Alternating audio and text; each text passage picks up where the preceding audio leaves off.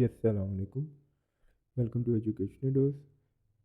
आज हम सीखेंगे कि क्लास 9th और 10th first year and second year में जो हमें रोल नंबर शीट मिलती है उसको किस तरह से हमने सॉल्व करना है, और जो बेसिक गलतियाँ जो बच्चे हमेशा करते हैं उसको कैसे टैकल आउट करना है। तो आए अपने लेक्चर को स्टार्ट करते हैं।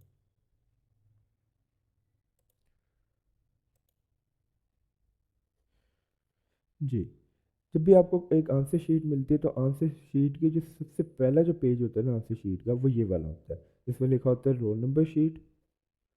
हाईलाइट कर लो। फिर सबसे पहले क्या लिखा होगा, रोल नंबर शीट लिखा होगा।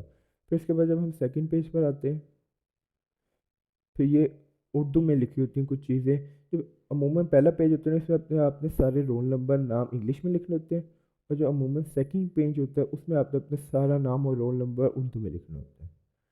फिर उसके बाद जब हम इस आंसर शीट के आखिरी पेज पर आते हैं, तो आखिरी पेज होता है एमसीक्यूज़ के हवाले से, लिखा होता है एमसीक्यूज़ रिस्पॉन्स पार्ट, जैसे आपने अपने सारे एमसीक्यूज़ के आंसर लिखने होते हैं। ये हमारा क्या होता है, आखिरी पेज होता है।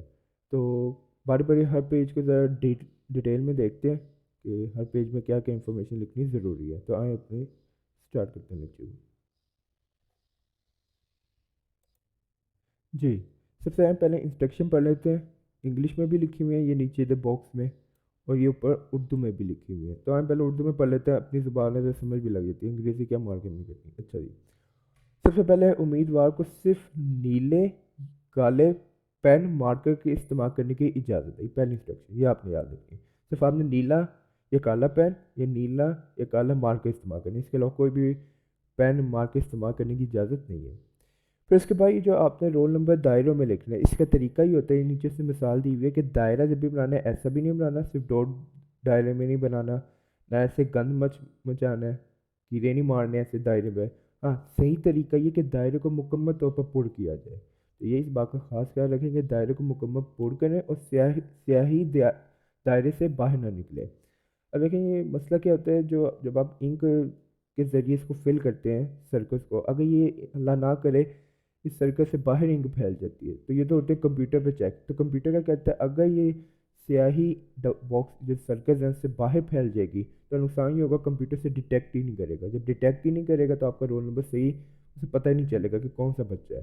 तो इसकी एहतियात रखनी है। फिर कागज़ को मोड़ना या स्टेपलर करना सख्ती से मना है, ये भी एक रूल है जो आपने ज़हन में रखना है। फिर दायरों के ऊपर दी गई मखसूस जगह पर आपने रोल नंबर लिखना है।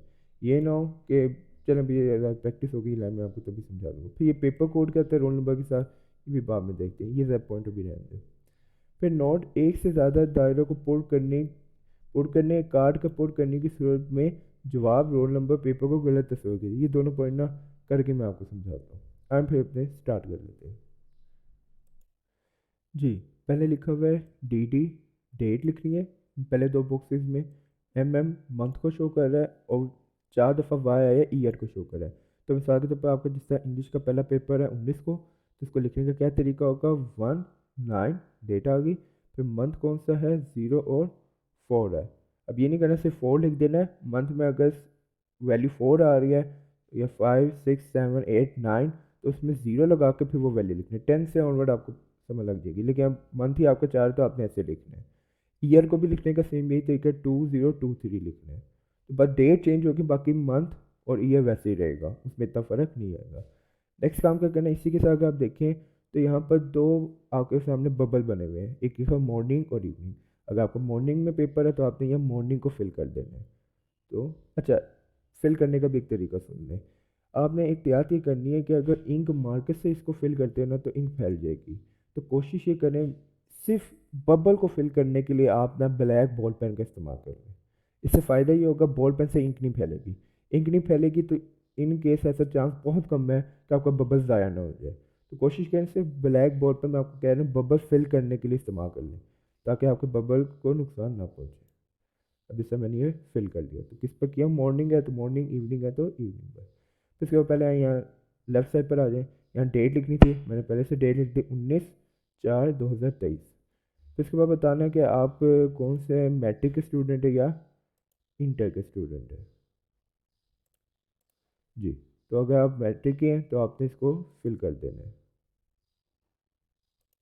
तो आपने इसको फिल कर दिया, कोशिश करेंगे कि पूरा पूरा ही फिल हो जाए। आगे इंटर के होंगे तो इंटर को फिल कर लेगा। अब इसको ध्यान से सुनिएगा। अगर आप मैट्रिक के स्टूडेंट है और पार्ट 1 पार्ट 2 किसको शो कर रहे हैं, मैट्रिक के स्टूडेंट है तो आपके लिए पार्ट 2 होगा, 9th के स्टूडेंट है तो आपके लिए पार्ट 1 होगा। अगर इंटर वाला स्टूडेंट कोई वीडियो सुन रहे हैं तो वो सुन ले। इंटर वालों का ये सूल है कि अगर आप फर्स्ट ईयर के स्टूडेंट है तो पार्ट 1 को आपने फिल करना है, अगर सेकेंड ईयर के स्टूडेंट है तो पार्ट 2 को करना है। मिसाल के तौर पर मैं 9th क्लास का स्टूडेंट हूँ तो मैं किसको फिल करूँगा, पार्ट 1 को।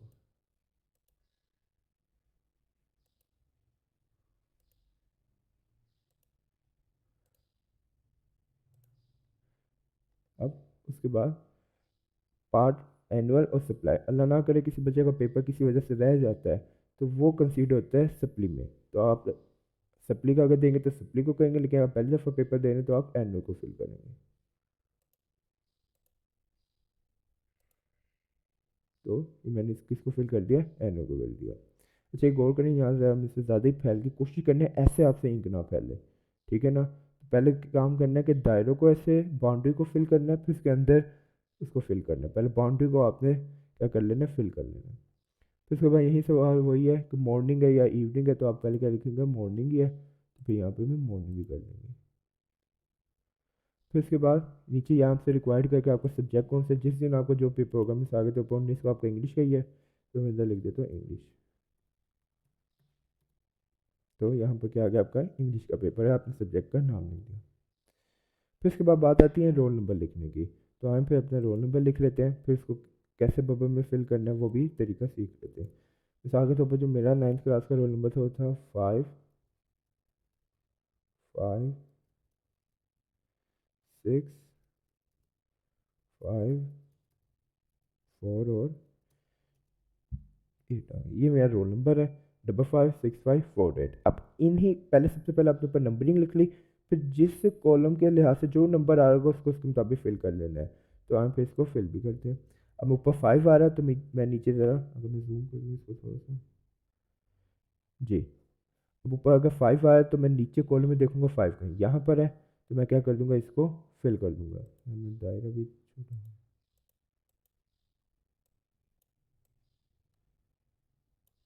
जी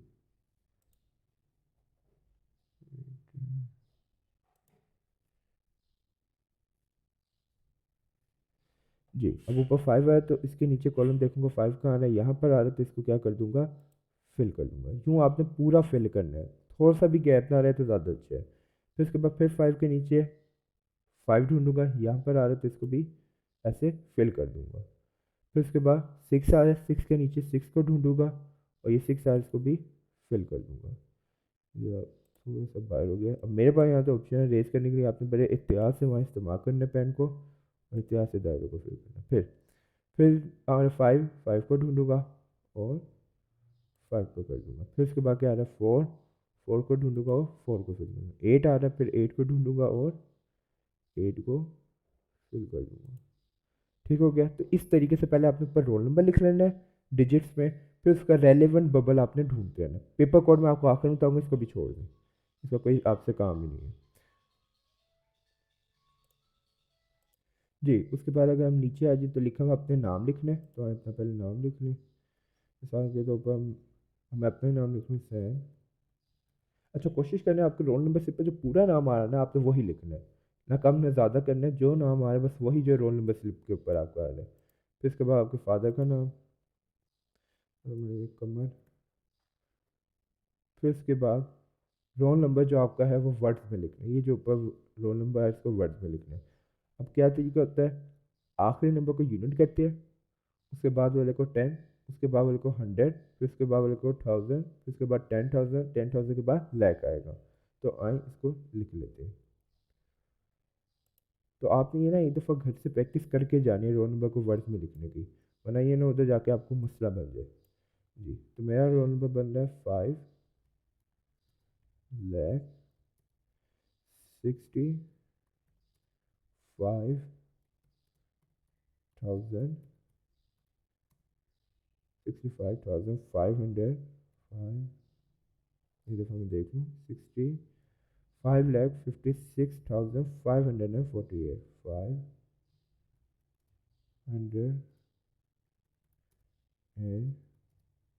548 आएगा। तो एक दफ़ा आपने लाजमी ना अपने रोल नंबर को ऐसे वर्ड्स में लिख कर घर से प्रैक्टिस करके जानी हो, ये ना कि वहाँ पर जाकर मसला हो।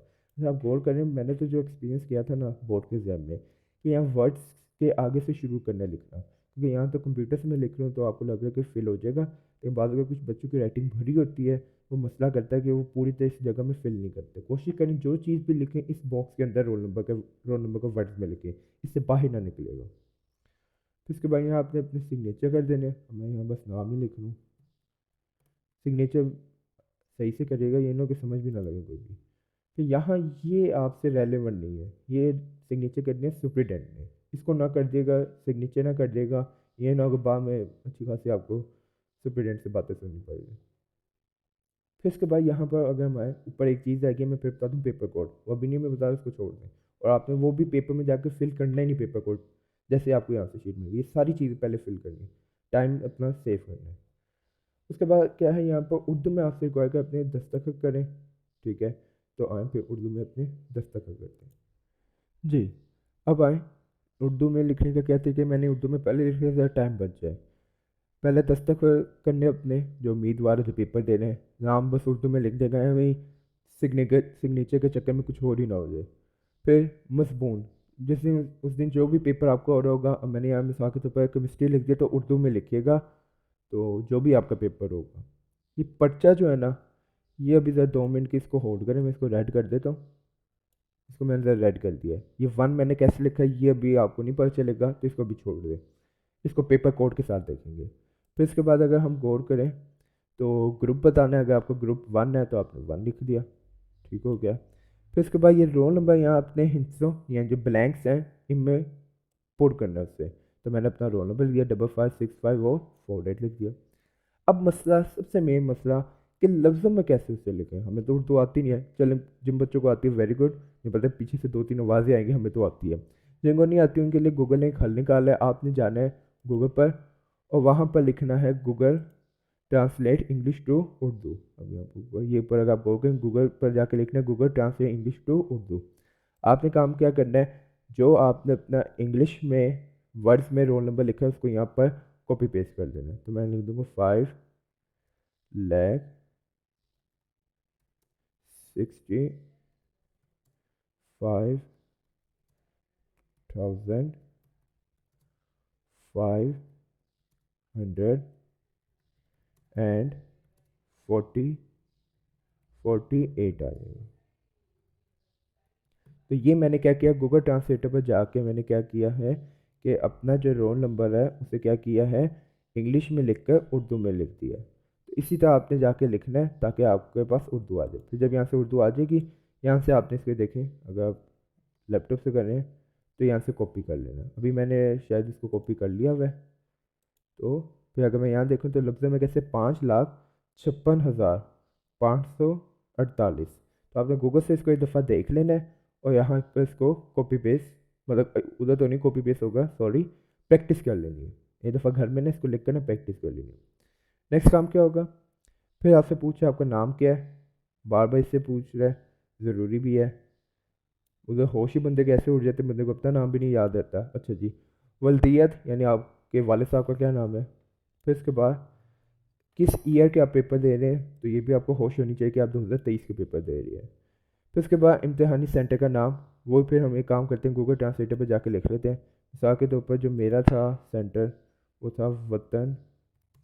हाँ, ये आपके सारे ना इंग्लिश में सेंटर का नाम रोल नंबर स्लिप पर लिखा होगा, तो मैंने लिख दिया वतन हाई स्कूल। तो ये आ गया वतन हाई स्कूल। तो यहाँ से मैं क्या कर लूँगा, इसको कॉपी करूँगा और जाके अपनी कॉपी पर इसको लिख लूँगा। अभी यहाँ तो मैं कॉपी पेस्ट करना, आपने गूगल से देख करना, इसको लिख के एक दफ़ा प्रैक्टिस कर लेनी। फिर इसके बाद यहाँ सुप्रिटेंडेंट ने साइन करने, यहाँ आपने कुछ भी नहीं करना, बराए मेहरबानी लिख दिया ना, तो सुप्रिटेंडेंट आके आपको बताएगा कि आपने क्या किया। अच्छा जी, फिर इसके बाद यहाँ तारीख लिखनी है। तारीख लिखने के बाद आप यहाँ से फारिग हो गए। अब ये जो सीज़र के बाद है, यहाँ वही दोबारा आपसे रिक्वायर कर मजमून लिखें। ये पर्चा नहीं मैंने अभी आपको बताया, ये अभी रुक जाएगा, यहाँ हम इसको फिल करेंगे। ग्रुप यहाँ दोबारा बता देगा ग्रुप कौन सा है और आपका साल कौन सा है। फिर यहाँ पर यह लड़कों से ये थंब लगवाया जाता है, बहुत कम होता है कि ऐसे काम करवाया जाए। यानी मेन आपका काम था कि आपने यहाँ से लेकर यहाँ तक बस इतना फिल करना है। बाकी अब ये इंस्ट्रक्शन है, इधर ही पढ़ लिएगा, उधर जाके वेलिया ना मारिएगा, जाके मास्टर से उधर बैठ के आप ये रीड कर रहे हो, अभी पढ़ लें आपको ज़रा आइडिया हो जाए। कॉपी का कोई वर्क या हिस्सा फाड़ फाड़ा ना जाए। अगर इन केस अगर कोई बच्चे ऐसी हरकत करता है कि कॉपी का कोई हिस्सा फाड़ देता है, ठीक है, तो उससे नुकसान क्या होगा? अगर कॉपी या उसका हिस्सा फटा हुआ तो रोल नंबर लिखने से कबल फ़ौरन हमले को इत्तला करें। देखें होता ही है कि बाज़ का तो सुप्रीडेंट का जो उधर साथ होते हैं उसके असिस्टेंट, वो आके आपको कॉपियाँ दे तो देते हैं। ये सोल्यूशन आपने सबसे पहले इसको फिल करने से पहले काम करना, चेक करना कि कहीं से कोई पेज फटा हुआ है या नहीं। नहीं फटा हो तो स्टार्ट करें, अगर फटा हुआ है तो उसी वक्त से सुप्रीडेंट को बुलाएं और कहीं मेरी कॉपी चेंज कर दें, ठीक है। फिर उसके बाद उम्मीदवार अपने सवालिया पर्चे पर रोल नंबर के अलावा कोई भी लफ्ज़ नहीं लिख सकता। अब देखें सवालिया ये वो है सब्जेक्टिव, जिस पेज पर आपने सवाल जवाब लिखने ना, उधर आपने कोशिश करना है कि जो पहला पेज है, दूसरा पेज है, पहला पेज कौन सा था?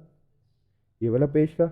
फिर उसके बाद दूसरा पेज ये था जिसमें आपने उर्दू में इंफॉर्मेशन लिखनी थी, और तीसरा तो पेज एमसीक्यूज के लिए। इनमें जहाँ रोल नंबर आपसे रिक्वायर्ड करें बस वहाँ रोल नंबर लिखिएगा, इसके अलावा ना लिखिएगा कहीं पर भी, ठीक है।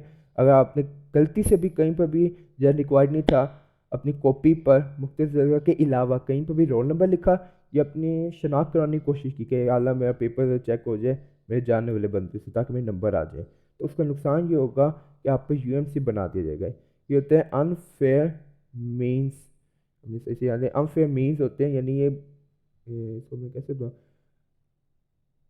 गलत तरीके ऐसे कह सकते हैं, गलत तरीकों के ज़रिए आपने अपने पेपर को ना चेक करवाने के, कह सकते हैं चेक करवाने के गलत तरीके, अगर मैं सही बोल रहा हूँ, अपने पेपर को चेक करवाने के गलत तरीके, अनफेयर मीन्स, ठीक है।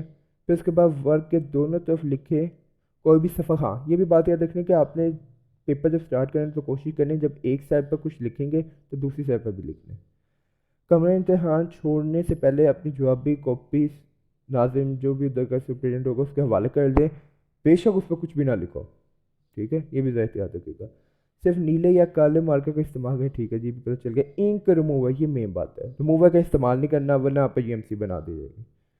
हदायत पर ना अमल करने पर आपको पता क्या होना, आपके साथ पंगा ना लिएगा और आपको जुर्माने के अलावा आपका रिजल्ट भी मुतासर हो सकता है। अब जिसने अपना रिजल्ट ही ना शो कराना तो वो ऐसे पंगे ले सकता है, उसके लिए अच्छा मौका है। अच्छा, जवाबी कॉपी के ऊपर वाले हिस्से पर क्वालिफ मुकम्मल कीजिए, उसकी पुष्ट पर कुछ भी ना लिखे, मतलब वो कह रहे जहाँ पर जो रिक्वायरमेंट है उससे फिल करें और उसके अलावा कुछ भी ना पंगे लिएगा ना लिखेगा, वरना नुकसान की जिम्मेदार आप खुद होंगे।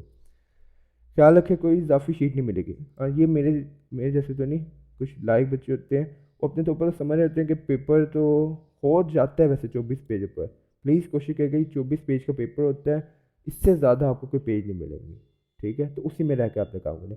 बाकी ये जो चीज़ है ना ये आपसे रेलिवेंट नहीं है, इसको छोड़ देगा, इसको फिल भी ना करिएगा, ठीक है। अब आ जाते हैं MCQs response part. MCQ response part जो है ना, आपने बस इधर तक रहना है, इससे जो नीचे है ना ये वाला हिस्सा, ये आपसे रेलेवेंट ही नहीं है, इसको देखना भी नहीं है आप लोगों ने। जैसे मैं काटा मारा, ये जब एमसीक्यू चेक हो जाते हैं तो ये एग्जामिनर ने इसको फिल करना होता है, आपने नहीं करना होता, तो बस ये येलो से ऊपर रहना है और इसको फिल करना है। अब ये जो लास्ट पेज होगा ना, इसको फिल करने का तरीका ये होता है कि जब तक आपको एमसीक्यूज का पेपर नहीं मिलेगा ना आप इसे फिल नहीं कर सकते। अब मिसाल के तौर पर मुझे एमसीक्यूज का पेपर आके मिल गया, ये मैंने आपके सामने एमसीक्यू, सबसे पहले जब एमसीक्यूज मिल रहा है, कुछ बोंगे किस्म के लोग मेरे जैसे होते हैं, वो क्या करते हैं फ़ौरन एमसीक्यूज पढ़ने लगते हैं और पीछे से सुपरिटेंडेंट के 2-3 छापर आ जाते हैं, तो बंदे को कल आती है, वो कहता भाई मेरे पहले रोल नंबर तो लिख ले। सबसे पहला काम क्या करना है, रोल नंबर लिखना है, जो भी रोल नंबर है। फिर उसके बाद इसमें जो मेन चीज़ है वो ये पेपर कोड, ये कहाँ कहाँ पर आते हैं, पहले पेज पर और यहाँ पर ये रिस्पॉन्स पार्ट पर, यहाँ पर। अब सबसे पहला काम करना है रोल नंबर लिखा और जल्दी से अपना पेपर कोड लिख लेना है, टाइम सेव करना है। अब मेरा यहाँ पेपर कोड क्या है, 5197, 5197, तो आए पेपर कोड को लिख लेते हैं जी। तो ये मैंने क्या कर दिया, पेपर कोड लिख दिया 5197। तो सबसे पहले आपने काम करना है ऊपर डिजिट इसके लिख लेने हैं, ठीक है, नंबर लिख लेने हैं। अगला काम क्या करना है, 5 के नीचे उसका कॉलम ढूंढेंगे कि जहाँ 5 आ रहा होगा उसको क्या कर देंगे, फिल कर देंगे। तो मैंने क्या कर दिया, 5 को फिल कर दिया और इसी तरह आपने फिल करना है, पूरा दायरा फिल हो प्लीज़, मेहरबानी, वरना गलत हो जाएगा। अच्छा जी, फिर उसके बाद 1 है तो हो जाएगी, 1 को कर दिया। फिर उसके बाद 9 है, 9 को तलाश किया। फिर इसके बाद 7, सेवन सेवन, ओ भाई हो गया सर। तो इससे आपने पहले पेपर कोड यहाँ फिल किया और कहाँ करना था, यहाँ करना था। ठीक है, ये जरा मैंने ना पेज चेंज कर दिया। चल इधर फिल कर दें जी। क्या करेंगे अब, जरा जल्दी से, वीडियो लंबी ना, 5 1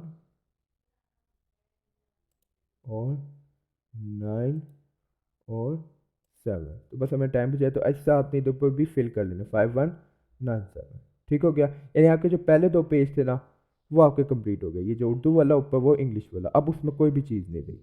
ठीक है जी। अब आए, ये जो पेपर कोड आपने फिल कर दिया, अब बस आके ये पोर्शन है गया एमसीक्यूज पार्ट का।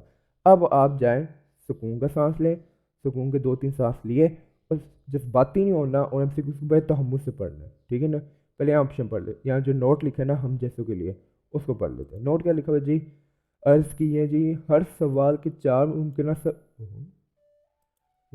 हर सवाल के कितने ऑप्शन है, ए बी सी डी, बड़ी बात बता दी। अच्छा जी, जवाबी कॉपी पर हर सवाल के सामने दिए गए दायरों में से दुरुस्त जवाब कम। अच्छा तो यार कि मैं बताता हूँ यार, ये छोरे पता नहीं क्या इतनी उर्दू मारने की इसकी जरूरत थी।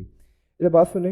अब मिसाल के तौर पर पहला एमसीक्यूज है, इसका जो आंसर है, जहाँ तक मुझे याद है, आंसर गलत हो जाए मुझे ना कुछ कहिएगा। इसे प्रैक्टिस कर रहे हैं, एमसीक्यूज की नहीं प्रैक्टिस कर रहे हैं, फिल करने की प्रैक्टिस कर रहे हैं। इधर गया जब मिसाल के तौर पर पहला एमसीक्यूज है, A square the square root of A square minus 2a+1 क्या है। जहाँ तक मुझे याद है ऑप्शन 1 है। तो अब इसको फिल कैसे करना है वहाँ पर जाके, तो एमसीक्यूज 1 का कौन सा आंसर है, ऑप्शन नंबर ए है। तो अब इसको ऊपर जाके कैसे फिल करेंगे, आ देखिए, ये एमसीक्यूज 1 है, आपके सामने एमसीक्यूज 1 है, इसका क्या आंसर है ए, तो मैं ए को क्या कर दूंगा, ऐसे फिल कर दूंगा, ये तरीका है।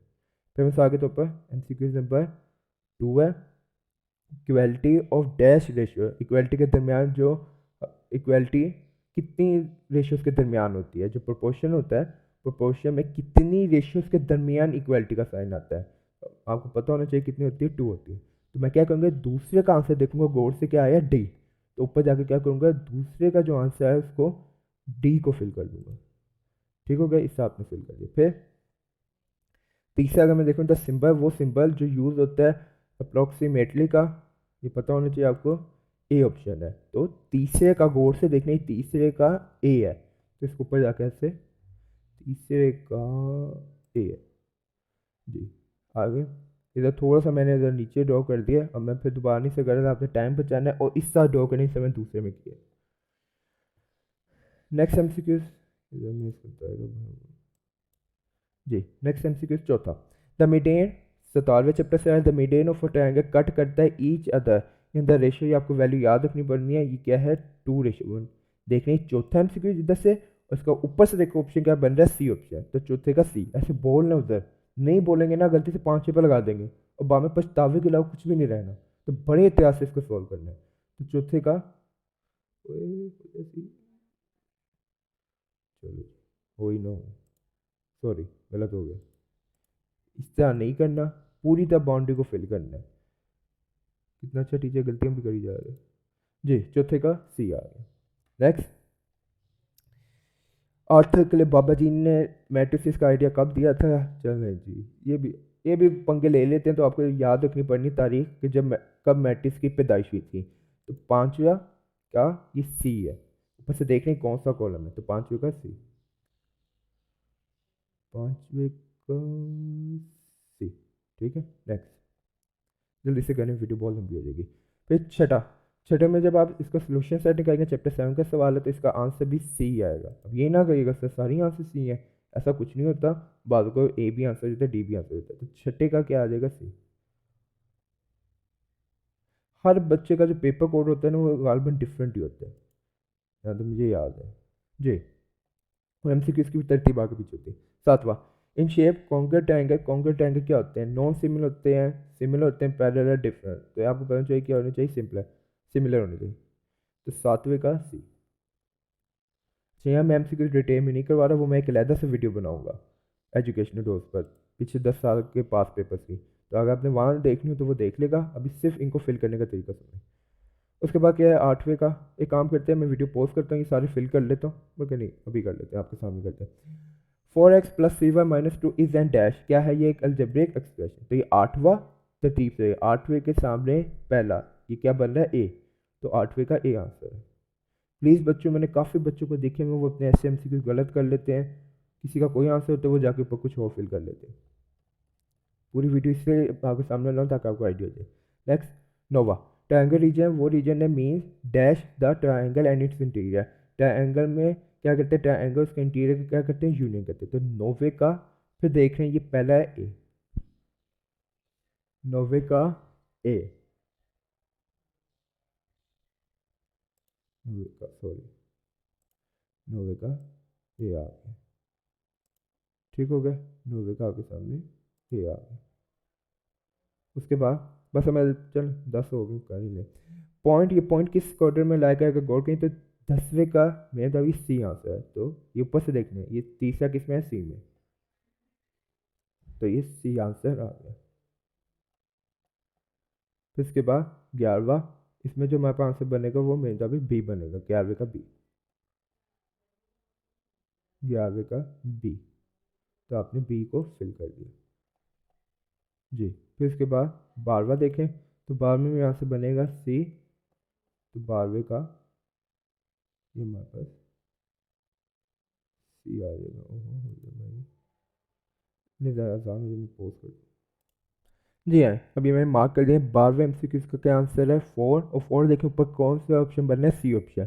तो हम 12वें का सी, 12वें का सी, 12वें का सी लिखा हुआ है, कर दिया मैंने ज़रा जी। अच्छा कोशिश करके देखें, जब 12वें का सी मैंने इस तरह इसको फिल किया, ऊपर थोड़ा सा गैप है, आपने नहीं करना ऐसे। सही 11वें का मैंने बी में देखें जो बबल फिल के, तकरीबन आपने इस तरह इसको फिल करना है, ठीक है ना। नेक्स्ट काम, अगर MCQ 13वें का ये आंसर है, तो ऊपर देखें 13वें का शायद डी बन रहा है, तो ये डी बन रहा है, 13वें का डी, 13वें का 13वें का डी आ गया। उसके बाद 14वें का जो आंसर है वो ये दूसरा ऑप्शन है, ये बी बन रहा है, तो 14वें का बी, 14वें का बी आ गया। उसके बाद 15वें का ये बी बन रहा है, 15वें का बी। तो ये थे हमारे अपने MCQs को फिल करने का तरीका था। तो ये पेपर जो MCQs की आपको मिल जाएगा, या आपको नहीं बल्कि इसमें 2-3 बातें हाँ मैं से अभी नहीं लगी थी। सबसे पहले काम, इस MCQs वाले पेपर पर जिस पे MCQs लिखे इस पर आपको कोई टिक नहीं करना, जैसा मैंने किया, कुछ भी नहीं करना। एग्जामिनर जब सुपरिटेंडेंट आके देखते हैं ना, बड़ा गुस्सा होता है। तो काम करना है इसमें रोल नंबर के अलावा आपने कोई गलती नहीं मचानी। क्यों? ये MCQs वाला पेपर आपसे दोबारा ले लिया जाएगा, ठीक है ना। ये एहतियात देखनी है, ये इतनी ज़्यादा थोड़ी बहुत सख्ती होती है, अच्छी बात है, मैं कहता हूँ 22 लोगों की ये बस खसूसियत है। अच्छा जी, बाकी अब इसमें कुछ भी नहीं रहा, बस यही एहतियात रखिएगा इस पेपर में। फिर बता दो कुछ भी नहीं लिखना इसमें, सिर्फ ये जो येलो से ऊपर था आपने पेपर कोड और MCQs को फिल किया। यहाँ पर अब इंस्ट्रक्शन दोबारा ना जाके पड़ेगा, बस इस सीजर से नीचे एक लाइन और ये ऊपर वाली लाइन, इनको फिल करना आपने, और इसके अलावा कुछ भी नहीं करना था, ठीक है ना। तो उम्मीद करता हूँ आपको ये लेक्चर समझ आया होगा। एम ज़रा जी, ये मेरा पहला पेज था, इसमें देख रहे हमने सारी चीज़ें फिल कर ली हैं, कोई इसमें आपको कंफ्यूजन नहीं रहनी चाहिए, ठीक है ना। अपने दायरों को सही से आपने फिल करना है। उम्मीद करता हूँ आपको लेक्चर समझ आएगा। अगर अच्छा लगा, समझ लगा तो प्लीज़ लाइक कर देगा, इससे हमारी हौसला अफजाई होती है। उम्मीद करते हैं आपका पेपर भी अच्छा होगा, अपनी दुआ में याद रखिएगा। अल्लाह हाफिज़। पर्चा बताना था, यहाँ पर्चे में 1 आएगा या 2 आएगा। तो ये इसका तरीका ये होता है कि आपने ना अपने MCQs को चेक करना है। MCQs अगर आपको शीट में उस पर अगर आप गौर करेंगे तो आपको मिल जाएगा पर्चा नंबर 1 या 2। तो यहाँ पर लिखा होगा सवालिया पर्चा। अगर यहाँ 1 होगा तो आपने ऊपर क्या करना है, इधर 1 लिख देना है, एक जगह यहाँ लिखना है और एक जगह यहाँ लिखना है, ये सीजर के बिल्कुल नीचे यहाँ पर। तो ये पर्चे का आपको अंदाज़ा किससे होगा? MCQs से। तो सॉरी जाते जाते बात आ गई थी, तो उम्मीद करता हूँ कि अब आपको याद आएगी, भूलेगी नहीं बात। अल्लाह हाफिज़।